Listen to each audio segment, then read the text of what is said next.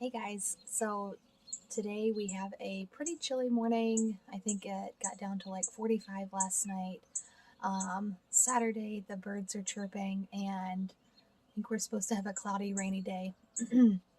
But everything's looking so pretty, and if you follow me over on Instagram, I've been posting almost daily pictures of what we have blooming in the garden, what's growing, what I've been planting. And if you're new here, we are in central North Carolina, just south of Raleigh. And so we are gardening in a zone 7B. We have a really mild climate and we have really mild, wet winters, which makes for really pretty plants in February. We have early spring going on, but it's not super unusual for us to have this many things blooming at the end of February. So I'm going to give you a tour around our garden. I think this may be the first one that I've done here. We've been here now for a little over a year and like 2 months, 3 months or so. And so these gardens were started from scratch last year. Now, I am sitting in front of the house and there was a foundation bed that was existing, but I'll show you it only went to the front of the crepe myrtle, and there was a bed to the left of me where I am, but it was very small and narrow. So everything that you see here was created from scratch last year and into this year.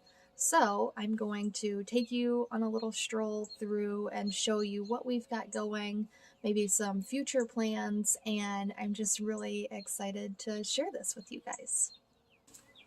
All right, first things first, we're just going to start on the front porch.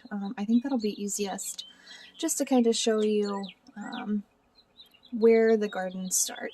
So in this cute little urn right here, I've got some calendula that I started from seed, and calendula does like the cooler weather, so it's growing really well. Here in this pot, we've got some spinach and some daffodils that were planted last year, and a really, really pretty hyacinth.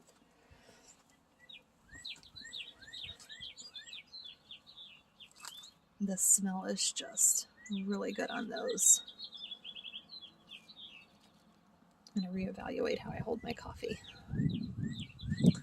So I'm going to pan back so that you can see.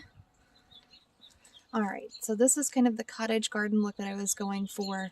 I really like the idea of a lot of pots with a lot of color being on the front porch as your entry point. You can see the other urn has some daffodils left over from last year as well. They didn't come up as much as I had expected them to, but there are more daffs and tulips and hyacinths in those. Over here we've got some violas, and these carnations were actually left in from the fall. I dug them up from an area to the left of me that I only want vegetables in this year, and you can see they have buds, so that's really cool. More calendula in those pots, violas and pansies. And in these smaller pots, there are some pansies that I started from seed. Those are the Swiss Giants. And I was thinking that was Agastache that's self-seeded, but honestly, I think those are pansies as well. So over here, we've got some more daffs and some sweet peas in this container. And then this is the cottage border. There are some fall decorations that need to be taken up, but these are like herbs. You can see sage and rosemary and thyme. There's oregano and marjoram in there. And then this is also where I've got some irises.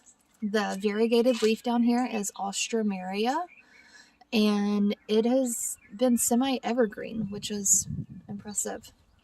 In the back over here, we've got self-sown poppies. Not self-sown, I sowed them in I guess December. So those are doing well, and they go all the way throughout. The Autolucan is, the laurel is in bloom. The Prunus mume right here, the tree form, just went out of bloom. And then you can see they're all sticks right now, but I've got a serviceberry. Is that a serviceberry? No, it's something. An Akuba, a Macrophylla hydrangea, a fig, and then I also have amaryllis bulbs. This is our cottage garden walk. So we created this last year. We've got daffodils blooming, pansies, tulips coming up. There were peas, but the rabbits are eating them. And we have a teasing Georgia climbing rose that will go on this side. And the shrubs in here are they're sweet spires, azaleas, and then a little miniature hawthorn. Over here, just kind of the continuation of the cottage border, we've got a pink dogwood, which is the tall stick. And then I've also got roses interplanted with hardy hibiscus. You can see we've got some really pretty, pan around over here, really pretty daffodils in bloom. It's just all looking so good. I'll come over here so that you can see the bed a little bit better. But here we have the cut flower space. These, let's see here, I guess it was last weekend that we created this space. We rented a side cutter and got all the side cut, and the next day we came through and removed all of the sod by hand. And it left us with this beautiful blank slate. This is the bird bath garden that I created a few weeks ago, and my husband Joe added in some bird feeders to go along with our bird bath, and the birds love it. So here we've got a American dwarf ginkgo, and then I've got some other little plants that I've popped in the ground already. There's some saponaria and buplurum that I winter sowed. In here, there is some yarrow and some sweet william. You can see these sweet little muscari that I planted that are coming up, doing really well. So we have extremely mild winters, and this is a more mild winter than we've had in a while. So I started popping some perennials in the ground, and if they make it, great, and if not, sorry, there's some weird noises in the neighborhood behind us.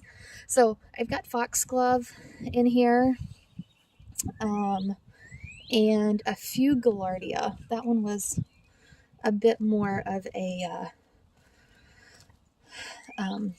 risky planting. And then I've got a little chive border right here that will be really pretty.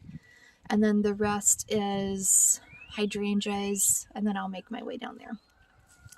Over here, we're kind of following the theme of the cottage border, but this will be our main vegetable garden this year. So we've got the whole bed outlined in garlic and pansies. I've got a rose right here that I'll likely move over into this new garden space over here this year, just because I really do want this to only be vegetables if I can help it this year. So a couple of these herbs, I don't know, the herbs might stay. This is a St. John's wort. It's a ground cover version. This is its second year, so it'll shoot cute little yellow flowers up this year. Some lemon thyme. And then this is just a whole host of vegetables. Some Napa cabbage that went to seed. I'm just leaving it there for the bees. We've got some spinach that was freshly planted.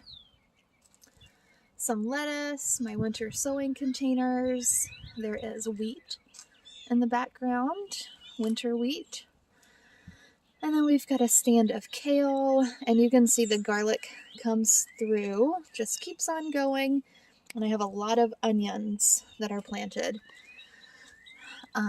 So I've got onions right here and here, all throughout. And then this little patch is broccoli and lettuce.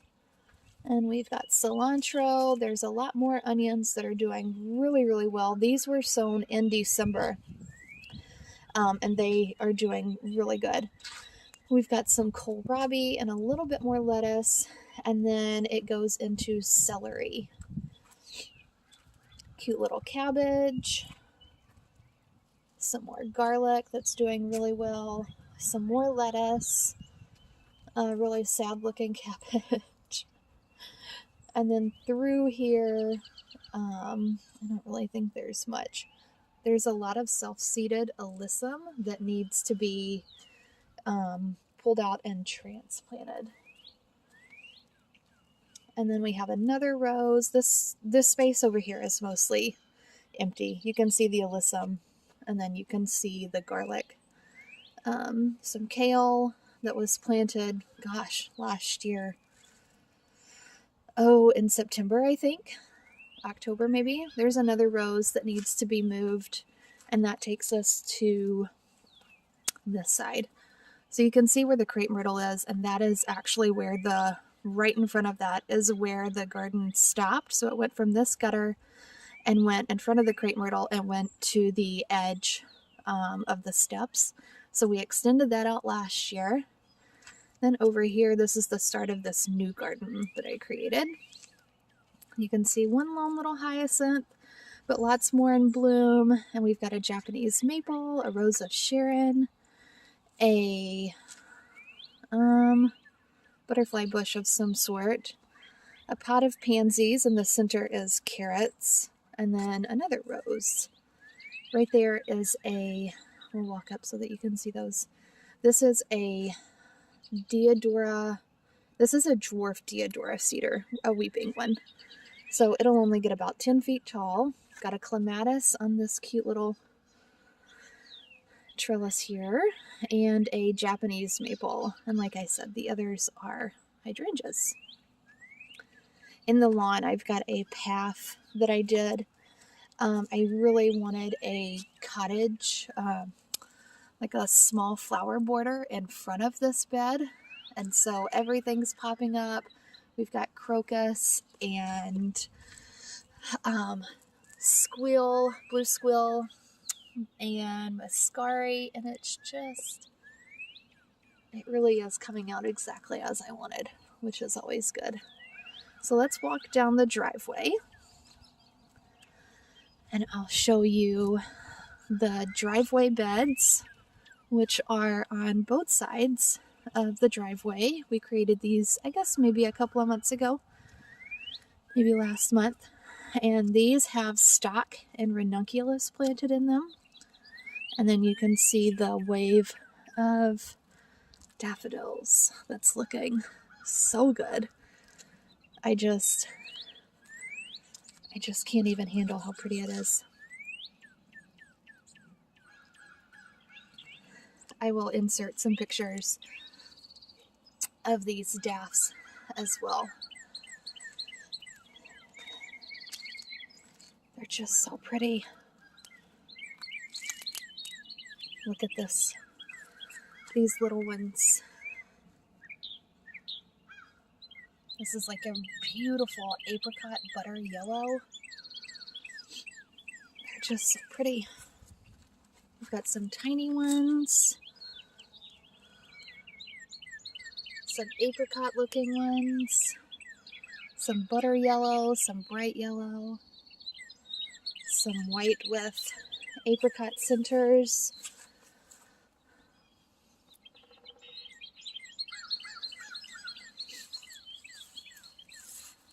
The birds are chirping. It is just a beautiful winter day. So these are really bright and cheery to look out at from the front porch.